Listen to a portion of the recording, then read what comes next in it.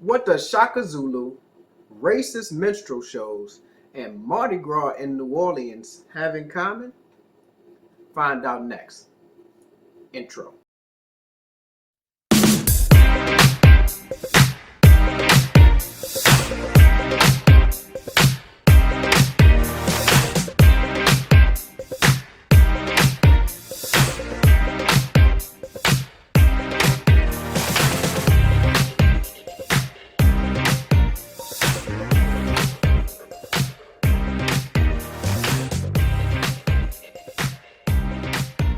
All right, everybody, welcome back to our channel. I am Assad. And I'm Adrienne. Make sure you guys hit the like button, the subscribe button, the notification button. We'll be trying to drop videos at least 3 times a week. Today, we're going to do a little something different. We're going to look at a unique connection between South Africa and my hometown of New Orleans. Today we want to tell you a really interesting story about a South African warrior king and his influence on one of the most famous Mardi Gras parades and culture here in New Orleans. This story starts in 1816 with the birth of Shaka Zulu. Heavens belong to Zulu, and Shaka is their son. If the swallows wish to be my friends, they must remember that in this land there is only one Kosi Amakosi, only one King of Kings.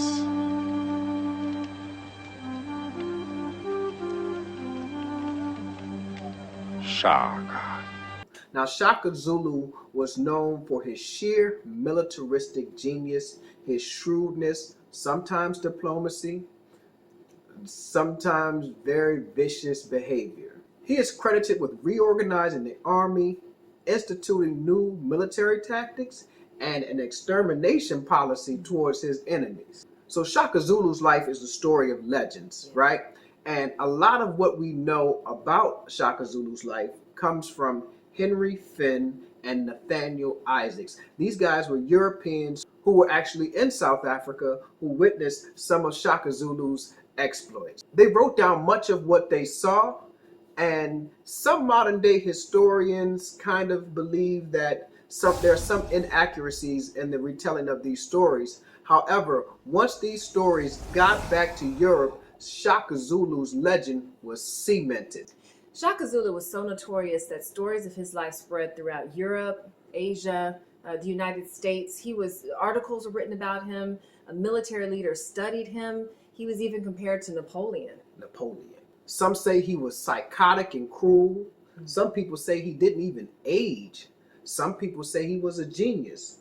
All of these stories begin to spread all over Europe and all over the United States. 70 years after his death, Shaka Zulu and the Zulu kingdom was still the subject of vaudeville plays. One such play was entitled "There Never Was and There Never Will Be a King Like Me," which was actually a part of the vaudeville play that was called Down in Shaka Zulu's Jungle. The play ran in New Orleans in 1909, and this occurrence had implications in New Orleans and New Orleans culture forevermore. A group of African American men who were part of a mutual aid society, and I think I need to take the time to explain what a mutual aid society is, at least in the New Orleans context. So back in the early 1900s, most black people didn't have access to insurance. So if they were poor and someone died, they had to come up with the money. So these mutual aid societies were like an insurance company, kind of, sort of. They would pay like monthly fees, and if someone got sick or if someone died, the mutual aid society would cover, the expenses, to cover the cost of the hospitalization and or cover the cost of the funeral. So these individuals were part of this kind of mutual aid society, and they also participated in Mardi Gras, kind of, sort of. Back then, black people were not really allowed to participate in the real Mardi Gras, but since everyone in the city was off, black people had our own Mardi Gras, right? So they marched throughout the streets. However, when they saw this play about the Zulus, these young men were inspired to change their costume to match the costumes that they saw in this play about the Zulu. Hence, the Zulu Social Aid and Pleasure Club was born. Now, the social aid part of that title is a reference to those mutual aid societies that we were talking about. And the pleasure side is a reference to the Mardi Gras traditions as well as the clubhouse and the fraternal organization that they created. But here's the twist. The vaudeville characters that they started to copy were white actors in blackface. Went down to the post office and asked that man could he let me have one of them jobs as a letter toter. No, Cotton, you mean a mail carrier. And the man said before he could give me a situation, he'd have to put me through a simple self-examination. No, stupid. You mean a civil service examination. Well, the man carried me in a little old room and set me down and started asking me a gang of questions. Well, what'd he ask you? First thing the man asked me is, how far is it from the sun to the moon? He asked you how far it was from the sun to the moon? Yeah, that's what the man asked me. Well, what'd you tell him? I told him if he was going to give me that route, I didn't want the job. A very racist trope that was used in vaudeville and minstrel shows throughout the 1900s. They lost popularity around the 50s and the 60s, but they were very popular. So popular were these minstrel shows that the term Jim Crow, which is our version of apartheid, is racial segregation. These laws that were created, these laws were called Jim Crow laws, and Jim Crow was a character in minstrel shows. About and turn about and do just so. Every time I wheel about, I jump Jim Crow. So these white actors were dressed in blackface with grass skirts and coconuts. Plain old classic American charming racism. To understand Mardi Gras, you have to understand that it's about three things mainly: mythology, culture, and satire.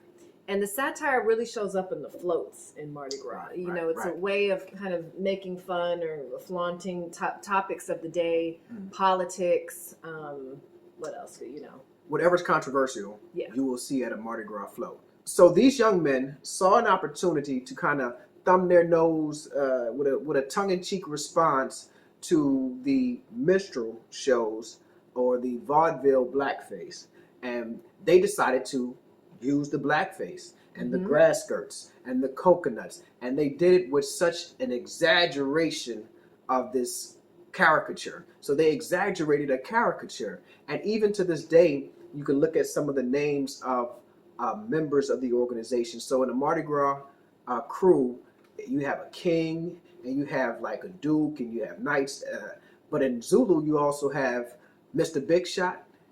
You have the witch doctor. You have the tramps. And these were tactics used, again, to kind of, you know, thumb their nose at the racism and white supremacy that kind of pervaded New Orleans culture at that time. Over the next century, Zulu Social Aid and Pleasure Club became the single largest African-American Mardi Gras crew with hundreds of floats and thousands of riders. It literally changed the culture of Black New Orleans and all of New Orleans. It is one of the most popular parades during the Mardi Gras season.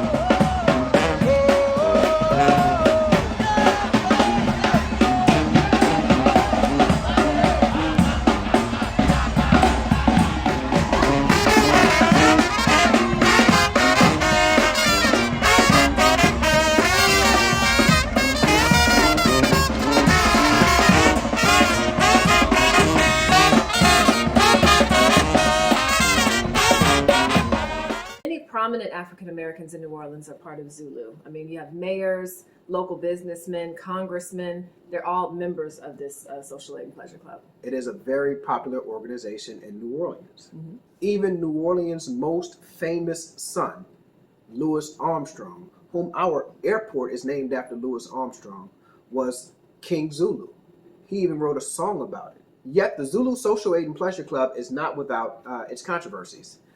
In the 1960s, with the Black Consciousness movement, many Black Americans in New Orleans and many Black Americans around the country began to challenge Zulu not to use the blackface. They saw it for its racist origins. And in fact, the group's membership dwindled down to like 16 people from hundreds.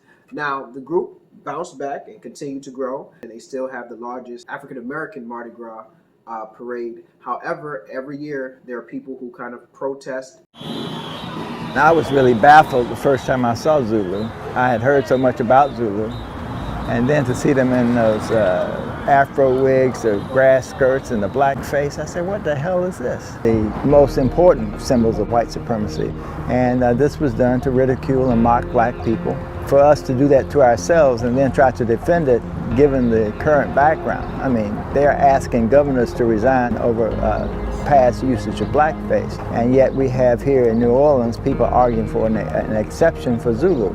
So after people in New Orleans began talking about this, the Zulu Club issued a press release that said that their costuming is not the same as the minstrel shows that featured performers in blackface over the last couple of centuries. And they also said that their members don't wear blackface, but that their members actually use black makeup. And that strikes me as a distinction without much of a difference. Some people say that even the use of the name Zulu is cultural appropriation. So Zulu is not without its controversy. So let us know what you guys think. Is it a cultural appropriation?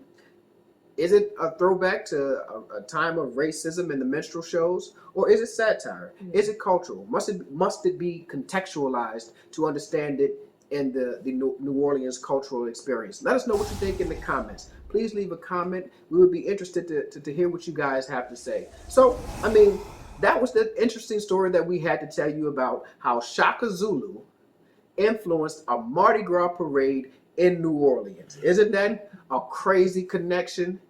So we have some very interesting stuff that we're going to delve into next about how minstrel shows may have influenced a very popular festival in South Africa. So yeah, thank you guys for listening. Thank you guys for watching. Outro.